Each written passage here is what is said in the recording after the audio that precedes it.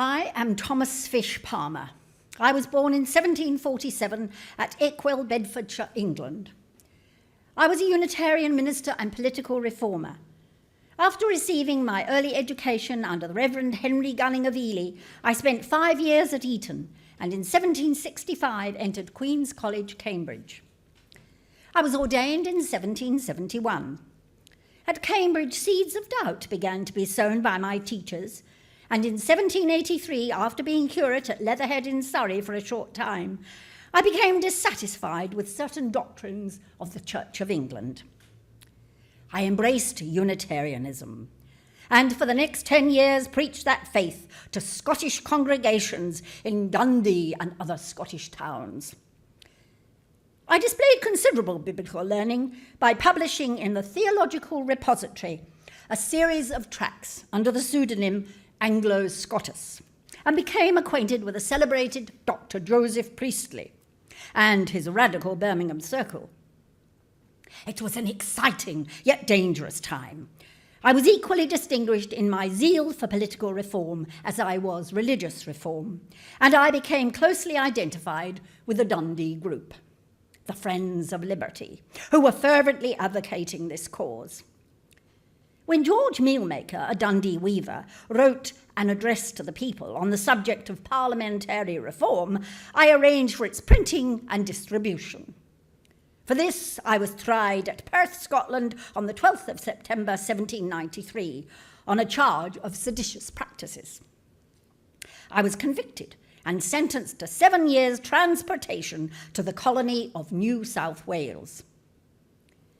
I sailed for New South Wales in April 1794 in the transport Surprise, which also carried my fellow Scottish martyrs, Thomas Muir, William Skirving, and Maurice Margareau.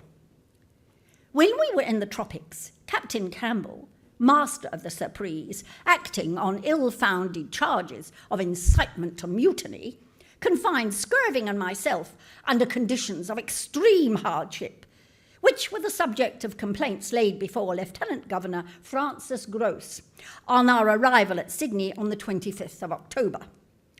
A narrative describing my sufferings was taken back to England by the surgeon John White, and this was published in 1797. During my 7 years of exile in Sydney, I was free from the usual convict restraint and engaged in various enterprises to supplement my private means.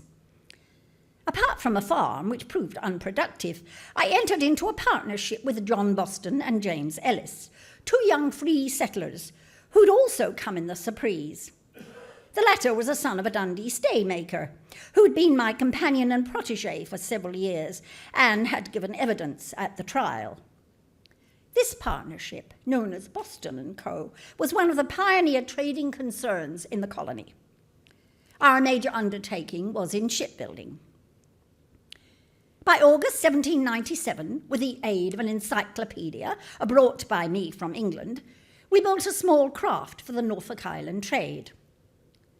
After this craft was lost at sea, a second vessel, the Martha, was built and taken as far afield as Norfolk Island and the sealing grounds of Bass Strait. Little is known of these voyages, some of which were made without Governor John Hunter's consent, but there is some evidence that we had reached as far as King Island before the end of 1798. I was a close friend of Surgeon George Bass, the explorer, who left his well-chosen library of books in my care when he sailed for England in 1799. During this time, the two of us exchanged information on the maritime exploration of Southeast Australia, a subject of much comment in my letters to friends in England. Several of these letters were published anonymously as broadsheets by the Reverend John Disney, one of them severely criticising Governor Hunter's administration and lack of initiative in exploration.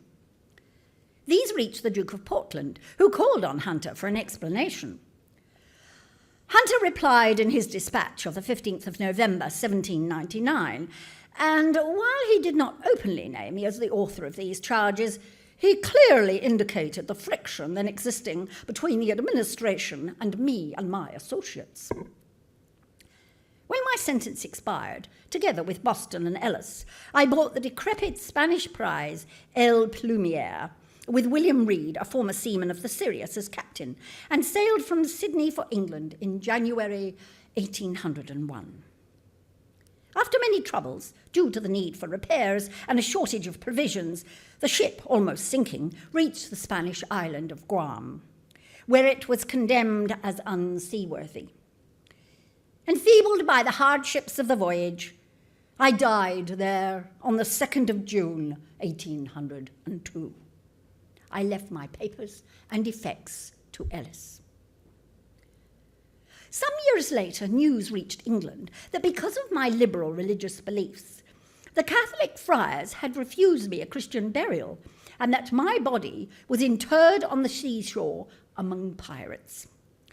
It lay there until May 1804, when the American ship Mary called at the island on a voyage from Sydney to Manila, and her master, Captain Bolsh, knowing something of my history, obtained permission from the Spanish governor to remove my remains. They were taken to Boston, and a tablet was placed over my tomb in one of the churches of that city, though no trace of it can be found. Thankfully, a memorial to the Scottish martyrs was later erected on Calton Hill, Edinburgh, and there my name is inscribed. Without wishing to state the obvious and sing my own praises, I was probably the most cultured of those who came to New South Wales in the early years of settlement.